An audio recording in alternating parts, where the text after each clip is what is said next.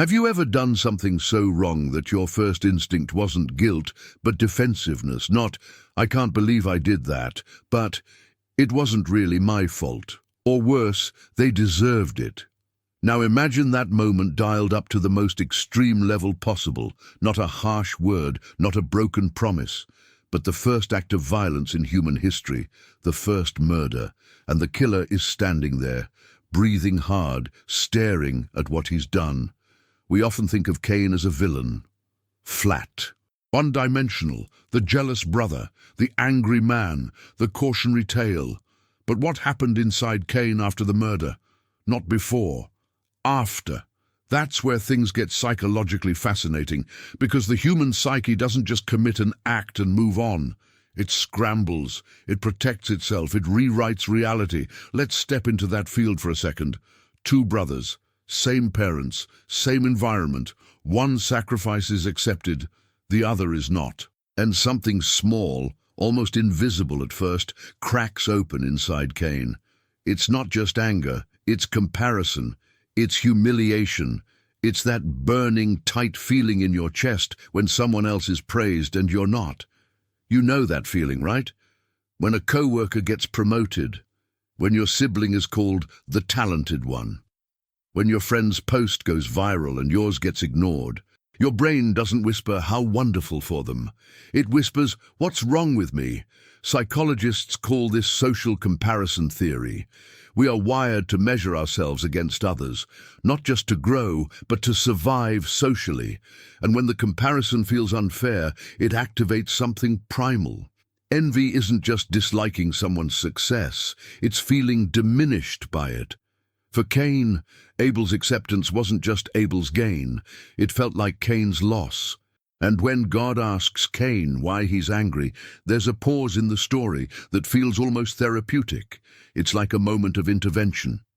Sin is crouching at your door, the warning says. It desires you, but you must rule over it. That line alone is psychological gold. The idea that destructive impulses crouch, that they wait, that they're not you, but they want to control you. Modern neuroscience would say something similar. Your amygdala fires before your rational brain catches up. Emotion surges, the body tightens, the narrative starts forming. This isn't fair. He thinks he's better than me. I'll show him. Cain doesn't regulate it. He doesn't pause. He doesn't process. He acts, and then it's done. Now here's where it gets really interesting. After the murder, God asks Cain, "Where is your brother?" And Cain responds with one of the most chilling lines in Scripture. "Am I my brother's keeper?" Notice what's missing. There's no confession, no collapse, no immediate remorse in words, just deflection. If you've ever been caught in something you're ashamed of, you know this instinct. The brain hates cognitive dissonance, that uncomfortable tension between "I am a good person" and "I did something terrible." To reduce that tension, we justify, we minimize, we shift blame. It's not that we're monsters, it's that our psyche is trying to survive the shock of our own behavior. Cain's question isn't ignorance, it's psychological defense. It's distancing language. Your brother, not my brother, as if to emotionally detach from the bond he just shattered. Research on moral injury, often studied in soldiers, shows that when someone violates their own moral code, the aftermath isn't just guilt, it's fragmentation, identity cracks. The person you thought you were no longer aligns with the person you just proved you can be. That's destabilizing, terrifying even. So what does Cain do when confronted? He shifts from denial to fear. My punishment is more than I can bear. Now we see something raw. It's not sorrow for Abel, it's fear for himself. Fear of being killed, fear of becoming vulnerable in the same way he made someone else vulnerable. This is another psychological pivot point. When people harm others, the initial focus is often self-preservation. What will happen to me now? Shame researchers like Brené Brown describe how shame says, "I am bad," while guilt says, "I did something bad." Cain seems flooded with shame, but instead of softening him, it hardens him. And yet, there's something else. God marks Cain for protection, not endorsement. Protection. From a psychological lens, this is profound. Even after the worst act imaginable, Cain is not erased. He is not annihilated. He is sent away, yes. He becomes a wanderer. But he is allowed to live. Imagine the internal state of becoming a wanderer, restless, rootless, always moving. That's what unresolved guilt can feel like. You change cities, jobs, relationships, but the thing you did travels with you. The Hebrew word for wander carries the sense of instability, no grounding, no peace. Trauma doesn't only belong to victims, perpetrators can be haunted too. Studies on violent offenders show high rates of anxiety, hypervigilance and dissociation afterward. The body remembers what the mind tries to bury. I imagine Cain at night. The silence, the memory replaying, the moment over and over. If only I had... That's the curse of rumination, your brain trying to solve something that cannot be undone. Have you ever replayed a conversation in your head from 5 years ago? Something you said, something you regret. Multiply that by 1,000. And here's the twist that makes this story timeless. Cain goes on to build a city. A city. The first murderer becomes a founder, a builder, a creator of structure and civilization. Psychologically, this feels like compensation. When we feel broken inside, we often overcorrect outside. We build, we achieve, we create legacy. Sometimes productivity is a way of outrunning shame. But here's the hopeful part. The fact that Cain builds suggests he doesn't completely collapse.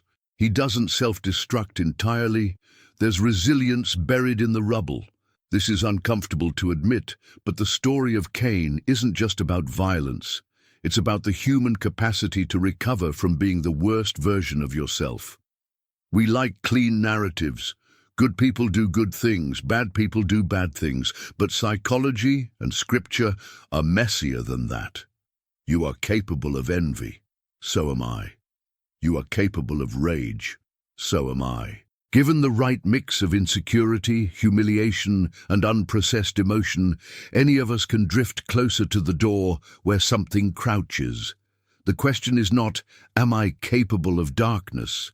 The question is, what do I do when I feel it rising? Cain's tragedy wasn't just the act.